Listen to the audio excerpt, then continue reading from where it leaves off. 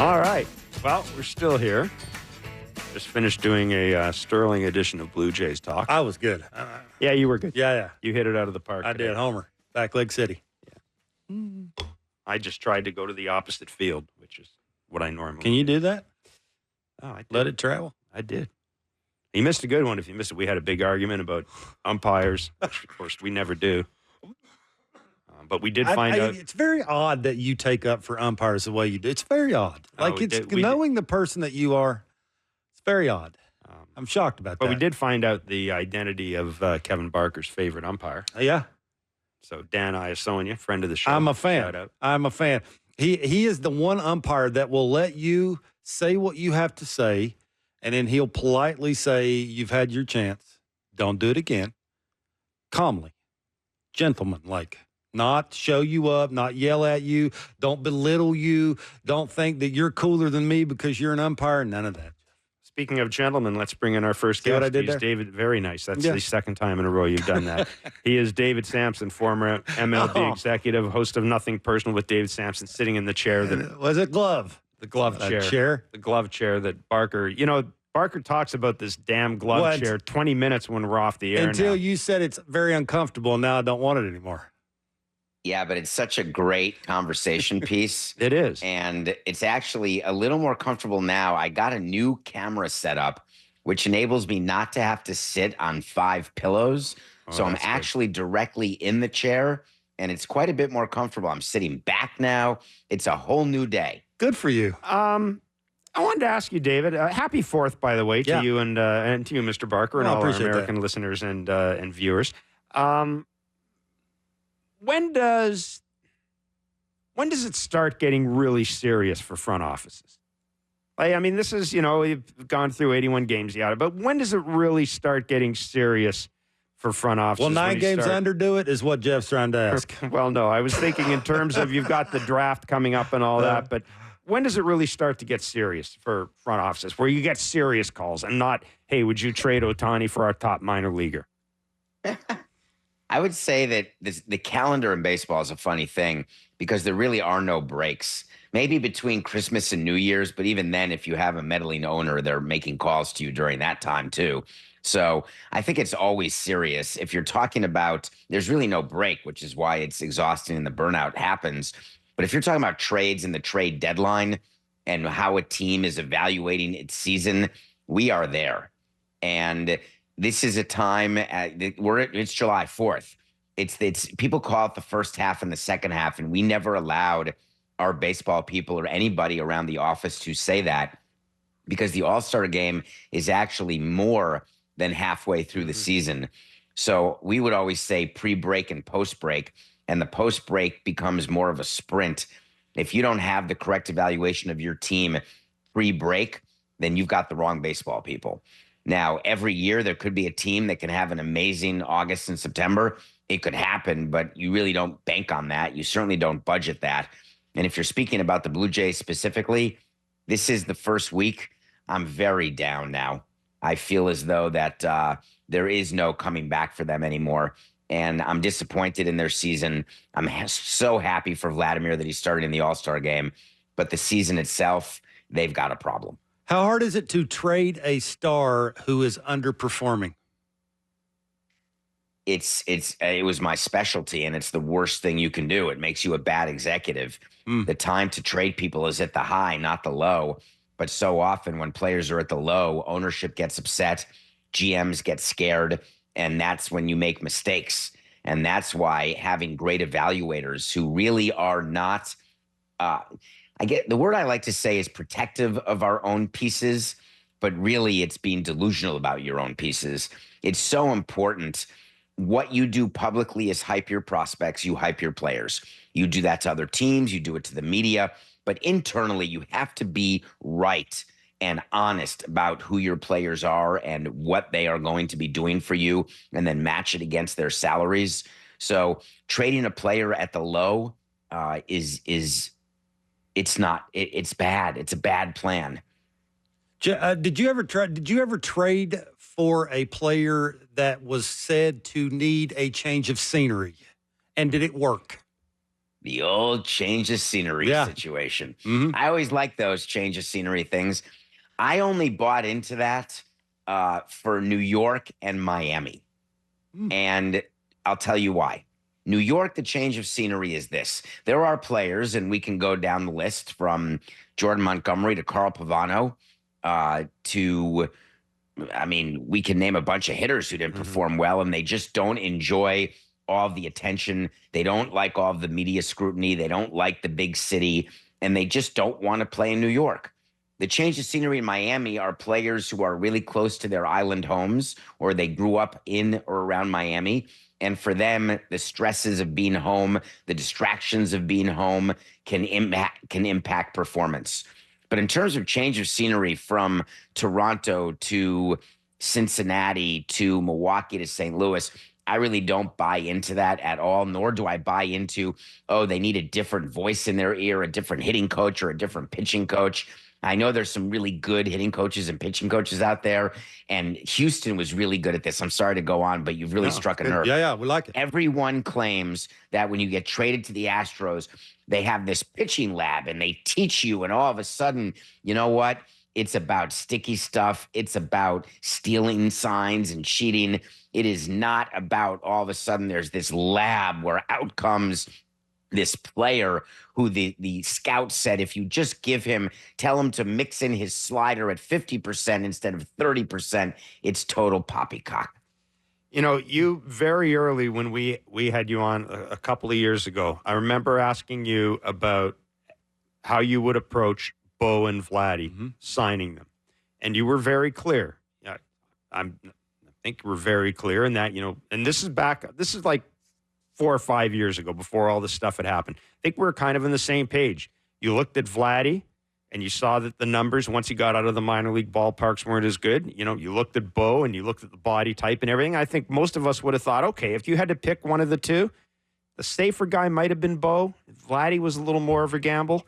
How do you feel now? If you were in the situation where I said to you, David, we got to sign one of these two guys. Like I want to sign one of the two.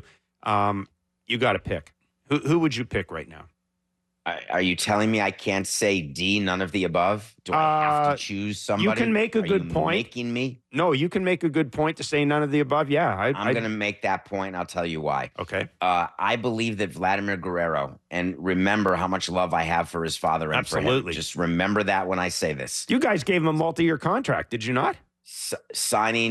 Vladimir, he came to us under contract, and we had him for the 2 years I was in Montreal. Okay, and Vladimir Jr. was a little boy hitting balls with Jose Vidro's kid. It was insane what he did as a little boy. But the problem is, if you sign Vladimir to a long-term contract, he has zero chance to outperform that contract because he wants a deal from Toronto. And I don't know if his agent has said this or if it's public yet. He's going to want a deal for him to be paid as though he is in the top 3 first basemen in the game and in the top 3 offensive players in the game. And he's going to want 10 years. And it's just not a smart investment. And it hurts because Toronto had this window. They had these players, and it just hasn't happened for them. But knowing when you have to close your window and then reopen it with other items, that's what makes a good front office great. And I think that it's time for Toronto's front office to realize that they need a window change. David, how do you do this? Like, if you're not going to sign Bo, you're not going to sign Vladdy, maybe you try and trade both of them, or you just play it out. You take whatever you can take from them. You can get whatever you get. How do you do this? Like, I mean, they've just redone the stadium. They're it's costing more to go watch a game. Like, there's got to be some kind of reason why there's fannies in the seat, right? Why somebody wants to come and watch a Blue Jays sort of tear this down. I don't want to say, redo it because the American League East, that can't be the easiest thing to do. But they're going to have to do something. How do you even start doing this, David? Yeah, if you're Toronto, it's not a tank situation. I don't think they go into a position where they're going to pare their payroll down. I don't think Rogers would permit it, and I don't think that Mark wants any part of that, and I totally agree with that. With the revenues they have and with the opportunities they have with their ballpark and new revenue streams, I think moving pieces in and out, it doesn't mean that you're rebuilding. It means that you're changing the window dressing. So that's an important difference. This is not about a fire sale. And in terms of trading Vladimir, here's the thing. I was never scared to take players to free agency. Let him play for you. Let him have his final year of arbitration. And you know what? Maybe it'll be a great year. Maybe he'll be playing for a free agent deal, and maybe the team will perform next year in a way they didn't perform this year. They could certainly convince themselves to run it back and say this year was an anomaly given what they thought they had, mix in a few injuries, a bit of underperformance, and say next year is going to be better. But in my mind is I'm changing out the pieces now. I'm still going to spend money. I'm going to go back into the free agent market, but I'm going to make the deals now. And that doesn't mean before the deadline. For me, we always got more value for hitters in the offseason and pitchers at the deadline. And so when you've got hitters that you want to move, I always believe those are off-season moves because you have teams that are putting their own roster together and they dream. The off-season's for dreaming. And you'll have a bunch of teams who put Vladimir in the middle of their lineup and say, look at us. We are going to get 4 extra wins and we are going to make the playoffs this time because the owner is upset that their team didn't make it last time. Or we're going to win another series because the owner's upset they lost in the wild card round. Whatever the case is, you've got a large group of teams when they put their roster together off season, they get really excited about big name bats in their lineup. Yeah. You know, David, we've had former general managers on and asked them when it's time to change a manager. I don't know if I've had a former team president on and asked when is it time to change a general manager. Different things, right? Yeah. Yeah. So the job of the general manager, it's quite different now than it was 25 years ago. The general managers, to me, have to be almost CEOs. They're running a huge business. There are a lot of people, so there's human resources issues. There are a lot of budgets, so there's accounting issues. There's a lot of moving parts. The major league roster, which is what we focus on in the media and what fans focus on, that's a part of what they do, but there's a whole lot more to it. And so for me, changing a general manager, I never really wanted to change. Larry got fired by Jeffrey, not by me. While it was great to have Mike as president of baseball ops, I enjoyed having Mike and Larry as a tandem. That's Larry Beinfest for people who don't. Right. Yes, excuse me. That is Larry Beinfest, who's a World Series winning president of baseball operations. And for me, the way I evaluated them is how they ran their business and how they ran their people and how they managed the manager, how they managed the clubhouse, how they managed me and the owner, how they managed all of their different budgeted departments, development and scouting and analytics. So I don't just look at the record of the team and say it's time to change the GM. That's more about changing the manager. Why do teams so seldom change GMs in season? Because you don't often see that.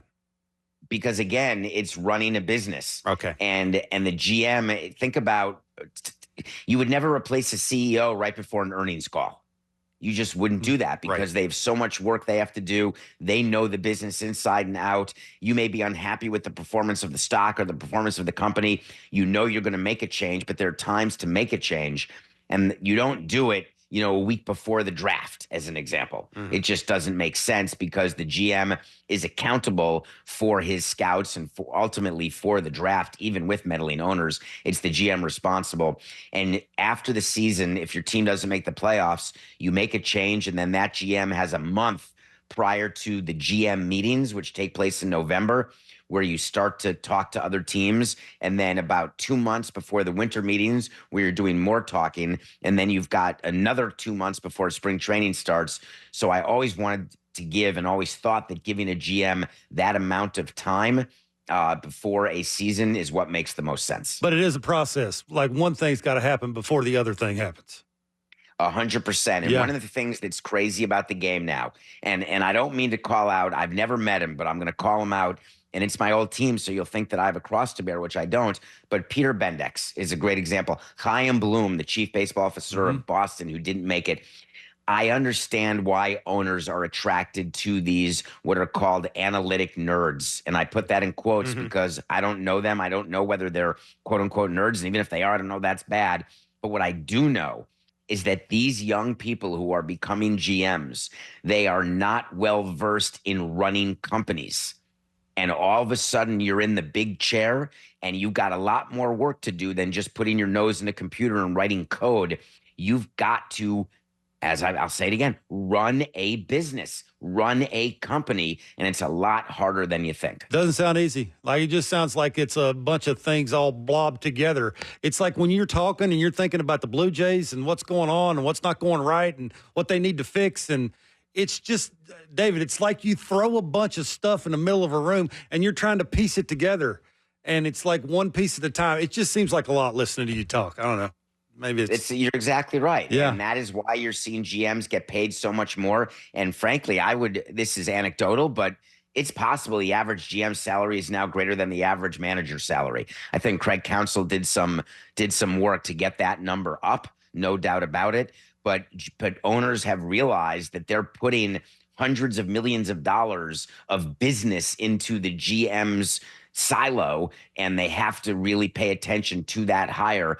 To me, your GM or president of baseball ops is the most important hire of your company, not because of the major league team, but because of all the other things I've said. The Rangers are obviously having a difficult season. They've had some injuries, and they've had the usual lack of performance. Everybody does. Everybody does. Why is it so difficult, though, to repeat as a champion in general in sports? With the exception, obviously, the NBA and things like that. But in general. Well, I was thinking about it with the Denver Nuggets in the NBA. I was thinking about it with the Vegas Knights in the NHL. I was thinking about baseball, where no one's repeated since the Yankees of 98 to 2000. And then I was thinking about us and what we were like in 2004 versus 2003. And then I thought of it. And the Blue Jays repeated 92, 93. Yep. Mm-hmm. Those were the 2 years. Mm-hmm. I thought about this. We had a different sense of urgency. And I don't mean to be crass, but when you have never gone, here's the analogy I'll make, and it's July 4th, so I can make it. When you go out on a date and you've never gone on a date, you have all this anxiety about the first date. Mm-hmm. Then you do the first date, and all of a sudden, all you think about is, what do I do to get another date? When you've never won a World Series, all you think about is winning the ring. Once you win the ring, you don't think about just getting the second, because you don't have the same motivation. You don't have the same drive. We all pretend we do. All we want is another ring. All we want is to do it again. It felt so good. I'd do it differently this time. I'd enjoy it more. We all say the same thing. But once you've done it, it feels really different after the first time. And you look in that clubhouse, and I did it in 04 and 05. It was just a different mood in there. The sense of urgency disappears. And that is why I think it's harder to repeat than it's ever been. Did you guys change? And correct me. I mean, I can't remember this off the top of my head, but one of the things Pat Gillick did between 92 and 93 is he changed a lot of the parts, because that was something he fundamentally believed in, that you've got to, it's nice you got a ring and everything, but you got to freshen it up. I mean, the Yankees would do that. They'd bring in guys like David Justice, right? If you remember. Did you guys change 100%. Your team a lot? Yeah, we lost Pudge to the Tigers. Pudge wanted a long-term deal. He got 4 years and $40 million, and then he came to spring training looking like me, and that was that. And then we traded out Derek Lee for Hee-Sop Choi. Right. And we did that because we had players who were getting more expensive, and we increased the payroll, but we couldn't bring the whole team back. And then you change some bench pieces. And then in 05, that's when we signed Delgado and Al Leiter. Right. And we really thought that we had a chance still with Beckett. That was before we traded Beckett to Boston. We thought that we were going to make another run, and we thought, getting back to the playoffs was going to happen. And Jeff Conan and I talk about it to this day, almost 20 years later, that 05 is the most disappointing season of our careers, including 2012. And that's really saying something for me. And the reason is that the players kept telling me, don't worry, we got this. And we were supposed to be the best team in baseball. Mm-hmm. And the players kept saying, we're going to get it going. Don't you worry. We'll turn it on when we need to. And then they looked at me in September and said, oh, God, I guess we never turned it on. And that was disappointing. Yeah, it's one of the reasons I've always felt that, we give short shrift to those Giants teams that won 3 World Series. They won one year, didn't the next year, won the next year, didn't the next year. To me, that's almost like winning 3 in a span of 5 or 6 years, to me, qualifies as a dynasty, given how hard it is to do it. Mm-hmm. Oh, for sure, they're a dynasty. The Astros are a dynasty. Yep. Garbage cans are not. What they've done is a dynasty. And it's funny, people thought the Cubs would be a dynasty. Yes. They won as many World Series as I did. One. The Nationals never really had a chance to repeat. But even the Braves, the Dodgers, how about that? Yep. The Dodgers, for all the talk we give, I've got the same number of rings as they do. They won in 2020, and that's it. So it's really hard to win it all. But I think my disappointment with the Blue Jays is not that they didn't win the World Series this year. It's that the way they've come out, and now it's not early anymore. We're in the middle of the season. And I watch their games because I love you guys and I love the Blue Jays. And they just don't, they look as though they've already won the World Series. Yeah. And that's what's so strange to me, because they haven't won anything. And I don't see, and again, I'm not in their clubhouse. I'm not there, but I don't see that je ne sais pas quoi, that fire, that desire. I can't find it. And you guys are around the team more than I am, and maybe I'm wrong. Nope. But that's how it appeared. You nailed it. I think You're there's absolutely. there's, I don't know, I wouldn't call it smugness, but there is a sense of accomplishment that probably What have they isn't warranted. accomplished? Yeah, now the Yeah. starting pitching's not as good as it used to be because it's tried so hard to be better than everybody else because they weren't scoring runs, and now it's 2 wrongs don't make a right. Anyhow, You know, and you you know. didn't look at it this way. Unlike the Dodgers, you didn't need a pandemic to win a World Series. Ooh, We did not. You didn't. And I'll tell you something that you just said that people don't think about. The pressure that pitchers feel when the offense doesn't score. yeah. It's different. I've spoken to pitchers about this, and where Jose Fernandez used to talk about this all the time with me. David, I feel like if I give up a run, we're going to lose 1-0. I don't want to lose 1-0. So I'm pitching not to ever give up a run. Mm-hmm. And the problem when you do that is you get a little tighter. You hold on to the ball a little harder. You may release it a quarter of a millisecond a little later. There's just so much more pressure when there's men on base. It's bad for pitchers to feel that way. So we would try it. In baseball, you have hitters meetings and pitchers meetings before every series, and they're always separate. And I always tried, and we did do this very often, is we would have combined meetings just because I wanted hitters to know what pitchers were doing, pitchers to know what hitters were doing, everyone to know that, hey, I know we're not scoring runs now, but man, it's not for lack of preparation or lack of effort. And then pitchers, relax. It's going to be fine. Or when our bullpen stinks and we've blown a bunch of saves, I tried to save our season in 12 when Heath Bell blew all those saves, and the hitters were furious. The starting pitchers were furious. The problem is they couldn't stand him, and so that made it worse. But you try to say, all right, he blew the save. Go out there and just keep doing what you're doing. He's not going to blow every save. Of course, I had no credibility because he blew every save. But that said, meeting with the players and trying to help them in that way is very, very important. Tough. David, good stuff as always, my that's friend. great. Thanks so much. Happy 4th again. Yeah, happy 4th. See you, Have buddy. a great See ya. day. See Thanks you so later. much. Thanks Bye-bye. a lot. Bye-bye. David Samson, Man, that's former awesome. MLB executive, host of Nothing Personal with David Samson. Follow him on Twitter at David P. Samson. The podcast is tremendous. He's tremendous. Like the answers he's given about that inside of when you do it and how much you do it, and it's a process. Well, it and, is. like it's not you can sort of play it out in your mind with the Jays, right? It is Really, like It is a fact that general managers generally don't get rinsed mid-season. Now the Chicago White Sox did that last year, but yeah, there's just so much. There's so much involved now that I really think that as much as we try to stay on top of things, I just don't think we understand anymore what this person's job is, what this person's job is. Like there's an assumption out there that because there are more people in the front office, people's jobs are decreased. And I would think that the more people you have in the front office, probably the more for the GM to do. maybe. At least for me, I think the GM is sort of cut and dry. It's the product you see every day. That's sort of how you give a grade, good or bad, to that GM. No? Do you believe every major decision, though, is just Ross Atkins? Absolutely not. I've met Mark before. Bret Boone is host of the Bret Boone podcast. You met Mark. He's a 14-year MLB player. He's a 3-time All-Star. But the highlight of his day is going to be joining us next. It's Blair and Barker at Sportsnet 590 The Fan and Sportsnet. What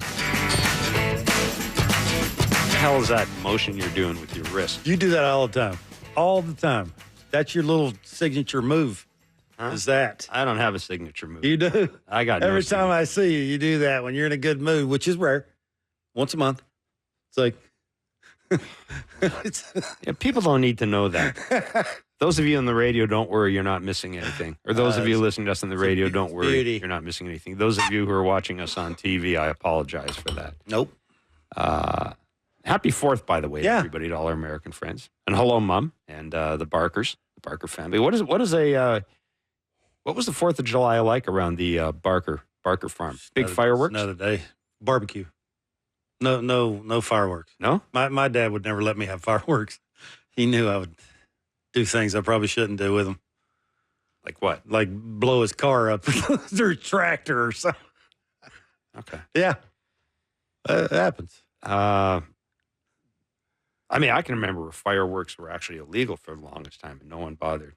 Yeah. Where I lived, we yeah. had a big farm. Nobody cared. Nobody cared. No. Except the animals. The animals. That was didn't my like it. father's. We weren't burning the hay down or something. The Toronto Blue Jays, of course, 5-3 losers to the Houston. I don't know why I said, of course, 5-3 losers to the Houston Astros today. They've got a 9-game road trip coming up, starting with 3 in Seattle against the Mariners, which is normally when you see an invasion of Canadians coming down to Seattle. Although I detected last year that the invasion may have been a little less I don't think so. invasion-esque. I think it's good. Than we've seen in the No, past. that's pretty good. Obviously, it's an opportunity for folks in the West Coast to come down, Yeah. and see the Blue Jays. Mm-hmm. But I mean, I would think there are a lot of fans right now who'd be interested in seeing the Seattle Mariners as much as the Blue Jays. Bret Boone is host of the Bret Boone podcast. He's a 14-year MLB player, 3-time All-Star. He joins us on Blair and Barker. Bret, thanks as always for doing this. Happy 4th to you and your family and everybody out there. So when all these Toronto fans come down tomorrow, what is different about the Mariners team they're going to see this year compared to the Mariners team they saw last year? Well, I'll tell you what, as Toronto's seeing right now, this Houston Astro team, they were dead and buried a month ago. We were talking about the Astros. Maybe their run that they've had in that American League West is over, and all of a sudden they can't lose. So the Jays are getting a bit of that. I'll tell you, this Seattle Mariner team, top to bottom, and I'm talking starting rotation from Castillo, Gilbert, Kirby, Wu, and Miller. Wu's on the IL right now, but I think he's just going to miss the start. They're as good as it comes from a starting pitching perspective. But you go to the offensive side, and they're about as bad as anybody in the game. Mariners are scuffling right now. I think they're about to lose their 8th game in their last 10. So the Blue Jays right now, I know, have fallen on some tough times. They're 16.5 out in that tough American League West or American League East, but they're playing the Mariners right now at the right time. Brad, what's going on with Julio? Julio's having trouble with the breaking ball. He's only got 7 homers. He ain't got 30 RBIs yet. I mean, Brad, I think I picked him to win the American League MVP. Did I not do that yet? I do believe you did. I think I did, like a bunch of people. What's going on with him? I'll tell you what, he seems to – you think of Julio talent, which I was on board, He's 21, 22 years old, and sometimes you forget he gets a big contract. He gets the $200 million plus contract, and you forget sometimes that this guy's just a kid. He's 22 years old. He takes a lot of pride in his game. He's very aware that he is the focal point of that Seattle Mariners offense, that he's the guy on the media guide, and he needs to carry the mail. Sometimes you chalk it up to just putting too much on your plate. I see him swinging. He's swinging at everything, and you mentioned he doesn't even have 30 ribbies yet. Nope. He's not walking a ton, and you can just feel on a daily basis he's just putting the world on his shoulders. That's something that comes with experience. As you get older, you realize, you got to play your game, and the other guys pick up their end of the slack. But when you're that young, Sometimes you put a little more onus on your plate than you can, and it's a learning experience. But I've been in that position before where there's a lot expected of me. And I've had some years, you check the back of my bubblegum card, I had some lean years, and you need to be criticized at this point, especially with the contract he's making. Man, I don't know what to say other than he's getting his top hand is way too involved. He's really dominating with the top hand, and he's behind every fastball. He's late on every fastball. I watched him to finish the game last night. In a big situation, he came up. They threw him 4 heaters right down the middle. Now, good velocity. The deal on it was 95 to 97. Mm-hmm. But at 22, 20 years old, especially when you're a superstar, they don't beat you like that. And he's just getting beat consistently with the fastball. I'm talking to some guys that are around him up there, some ex-teammates of mine that are pretty advanced in the hitting category. And they said, yeah, that top hand's just getting way too involved, and he's scuffling. But this game is so mental. It's 162 games, but you figure he's used to getting off to a slow start. A year ago, he had a really rough April, poured it on, and ended up making an all-star team. You figured the same was going to happen this year, and to this point, it just hasn't happened. That Mariners offense is in a lot of trouble. None of the guys they got in the offseason, Polanco coming over from the Twins, he hasn't done much. He's hitting sub 200. Mitch Haniger has a reunion. He's been a big fan favorite in Seattle. He hasn't done much. Mitch Garver coming over from the World Series, Texas Rangers. He's been a disappointment so far. So that offense really reeling. But at the end of the day, that starting pitching can keep you afloat. They're one up in the division. And I talked to the guys in Seattle about it, where everybody's complaining they've been losing all the time and they can't hit. I said, well, you're winning the division right now. You're one up in the division. Mm-hmm. This offense can't be this bad for this long. But I think Seattle really needs to dive into that market. We're coming about 3 weeks at the deadline. They got to make a splash in Seattle and get somebody that can bolster that lineup. Brett, I would think if you want to score more runs, you got to stop striking out. Like, they got the most strikeouts in baseball. They got almost 50 more strikeouts than the A's got. Like, they got over 900 punchies already, right? They're 27th in baseballs and run scores, and they're last in hits in baseball. I'm assuming that hits thing is correlated with the strikeouts. How do they get better at not striking out, I think, is the question. Well, the thing is, that was the big thing in the offseason. They had Teoscar Hernandez, and they let him go to the Dodgers. He's thriving in L.A. You let Eugenio Suarez, who was a focal point in that clubhouse, drove in 98 runs last year, hit 20-plus homers, and they let those two.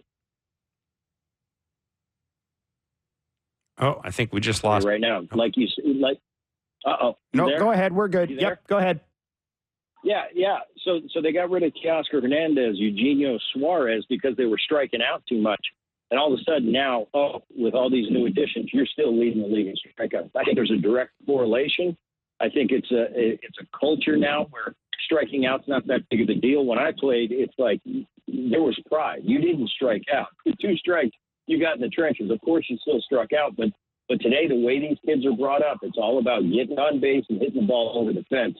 And I think that's to the detriment of the game. And I think that's why not only across Major League Baseball the strikeouts are way up, but in Seattle, they got a bad formula going right now. Like you said, they're leading the way in the strikeout category. It's funny. Correlation. It's funny hearing you talk about Teoscar Hernandez, because I'm looking at him. He had 211 strikeouts last year.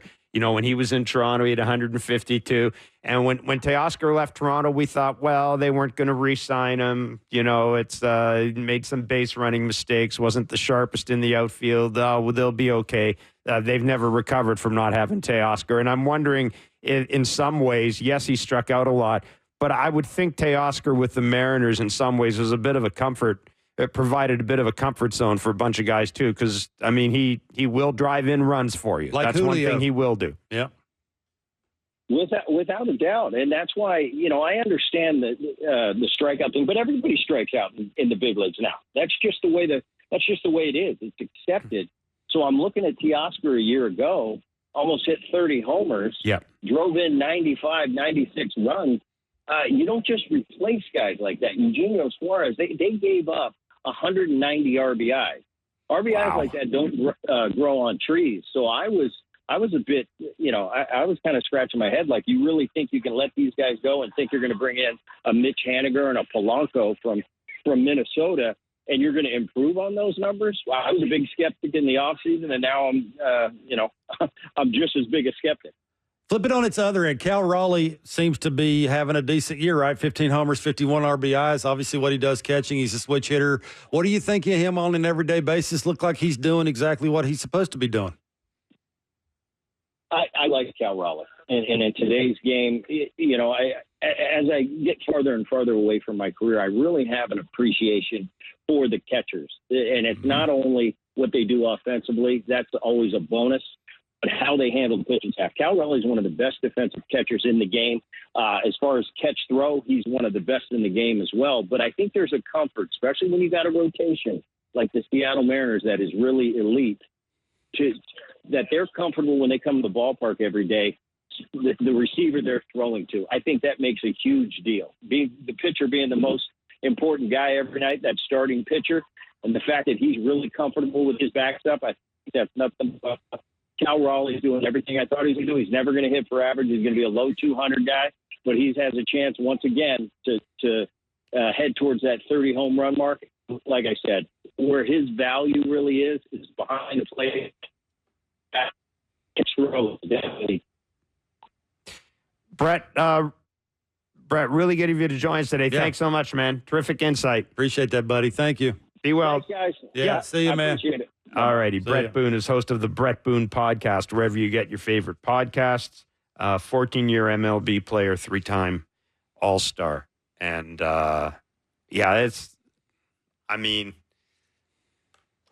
another team sitting there saying, boy, if only we had Teoscar.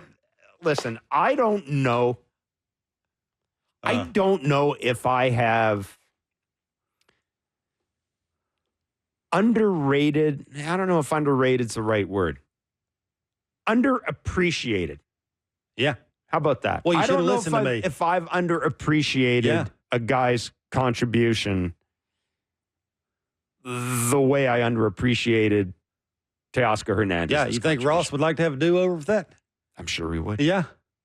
I mean, again, Bret said it right. Those RBIs don't grow on trees. Protection don't grow on trees. Just being comfortable with another guy in the lineup don't grow on trees. And it's hard to find. 190 ribbies, man. To get rid of that many. Did you say 190? He did with two people. Yeah, the third baseman and Teoscar. So, yeah, look, it's I just don't know how they turn that part around. I don't know. Right? They're 7th in ERA. They're 4th in starters ERA. Starters are 1st in innings pitched. They're 2nd against an average. They're 1st in quality starts. Like, they do their thing. The difference between them and a lot of other teams is those starters are so young and they're homegrown. But, I mean, look at this team. You don't want to take advantage or you don't want to sit there and go, the window of opportunity is open for another couple of years. So, because it's amazing how fast here's what happens is when you're about to step on the Astros' throat, and you got pitching like this. And the Astros are now only a game out. Giant weakness like that, like the Mariners do with their offense. If Seattle loses today, the Astros will be a game out. It's like, what is that going to do to the clubhouse, right? I mean, we heard David talking about that, where the conversations from pitchers, we've heard pitchers for the Blue Jays start talking,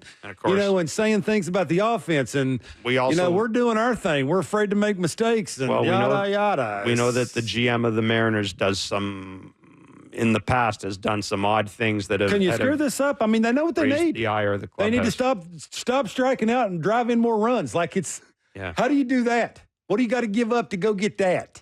Yeah, right? I'm looking at Castillo, Kirby, Logan Gilbert. My God. Expectations. A lot of people handle that differently. It's right. We say this about Bo and Vladdy, and I think Ross said it. I don't know if he said it on our show or in that scrum of saying he probably shouldn't have said, that regret of sort of throwing it all off on the core. You got to be careful about like expectations and how people can handle it. But on the other hand, it's just a lot, man. It's a lot of pressure. On the other hand, it's like how quickly can you get out of a slump? On the other hand, I'm sure they're aware. Grip that thing tighter. You don't think Vladdy and Bo came into spring training knowing that was the case? I mean, I don't know. I know you've talked about it a lot, the core. I don't know if that put any added pressure on them. I don't think it was the right approach, is what I'm saying. Just in terms of building the roster, I don't think it was the right approach. I think you needed another thumper. Well, obviously. You needed to add somebody you needed to add somebody to become part of that core. Obviously. But I don't know do you think Bo or Vladdy went into spring camp? Oh man, they're really going to rely on us. I don't think to that extreme, but I do think when you get off to a slow start as a team, offensively, it's like Groundhog Day. Here we go again. We're not scoring runs, and the dudes that expected to show up are non-existent, and now everything and every name everybody ever speaks out loud is 2 names, right? So yeah, I mean, they're different people handle that in different ways, and it's not the easiest thing to hurry up slumps.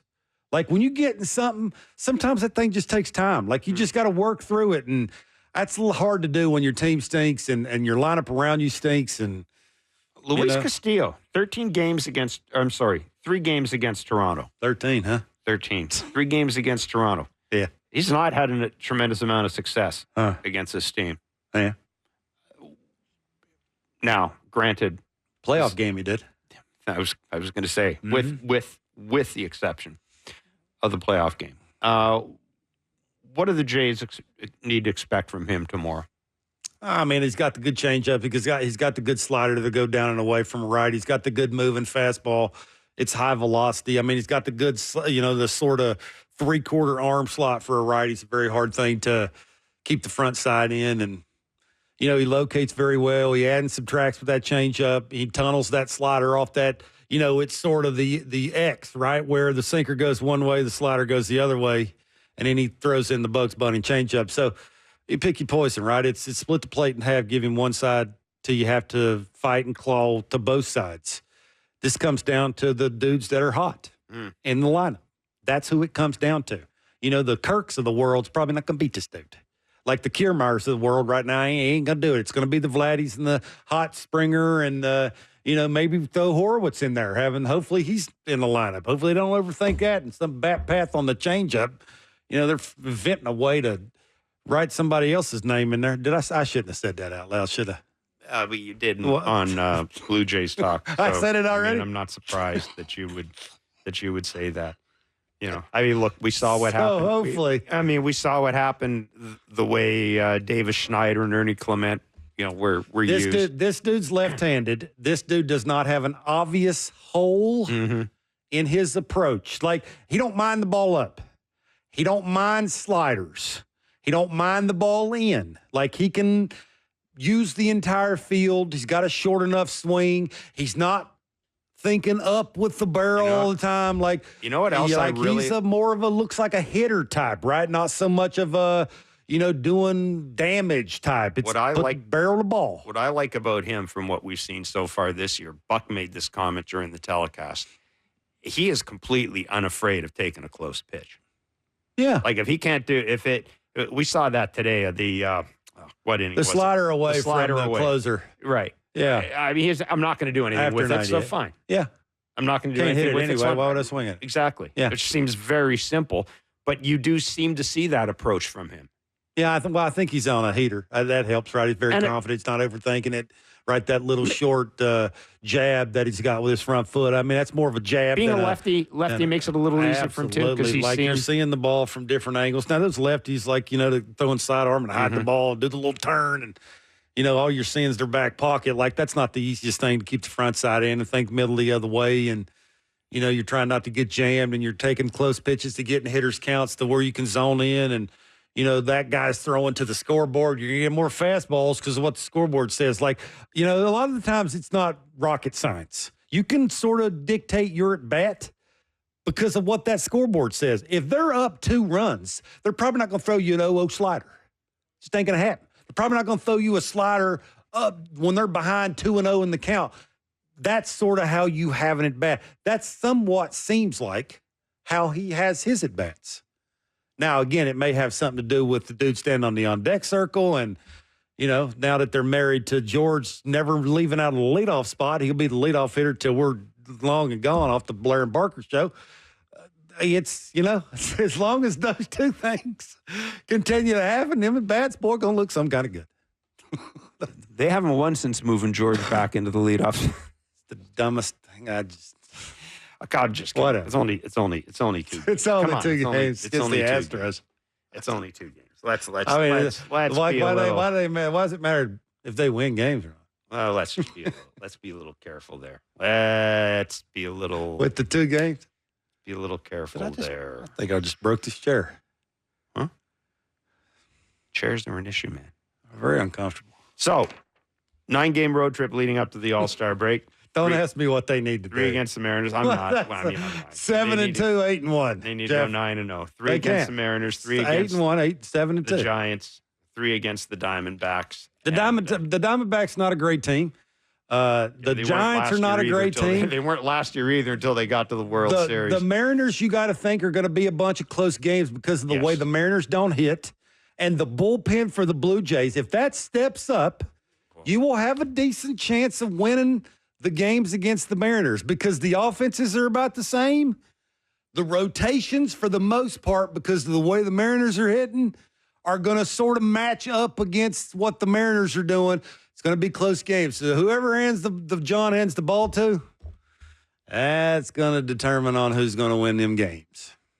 Understanding that we aren't the general managers, obviously. I don't want to be. Does Ross have to do something about the bullpen now? Just even to make it, and I'm not saying trade Bo for a reliever. Jimmy Garcia will be back soon. That'll be one move right there. I mean, he can hang his hat on that. I mean, it won't be too long. That'll happen. So you slot him in. Now you're eliminating a person that's not a big leaguer. Now all of a sudden, just with Jimmy in the pen, going to those situations will just optically look better.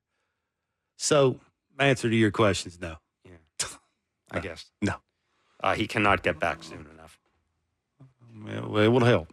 I mean, he just can't. And then we mentioned the All-Star break rolls around. That was interesting. Our conversation with David Samson too, talking about when it gets real, like when it gets real for front office. And I mean, I've always thought that a lot of it has to do with the draft. Once the draft is over, the focus is the focus goes back to the major. I would team. think it would be hard to determine on when you think you're out of it. When do you know? And we're all in on we're done. Especially. How do you know that? Not that I'm looking for excuses, but especially when you look at the Yankees getting swept by the How do you know? Reds. Well, the American League East, it's the wild card. Like you're 9 games under 500. Do you think you have any chance whatsoever of going 7-2, 8-1 in any time that's anytime soon? That's the thing. I would think that would be the hardest thing to determine. Like whoever's putting them, whatever they put in computers, how do you figure that part out? Well, and I would think that would be the hardest part this time of the year on what David was talking about there is when it's go time, like when it gets real for a front office to say, yeah, we've checked every single box. We've tried everything. We've talked to every single coach. They've tried checking every single box. We're punting. How do you know when to punt? I would think that'd be the hardest part of this. Well, you got to know you've really got to know your team. I don't. Luckily, I don't have to make that decision, but I don't know. And there's a bunch of factors here. Again, you're a TV product. You've got a new not a new ballpark, but you got to fill. You got a ballpark. You've spent some money on. It's a nice ballpark. Pretty. And you got 2 guys who were supposed to be generational players, and the clock's running down on them. It's not a good place to be. Love our pay grade. Just about everything is. That's it for us today. We'll be back tomorrow with Blair and Barker from 4 to 6 Eastern on Sportsnet 590 The Fan and Sportsnet. Have yourself a great night.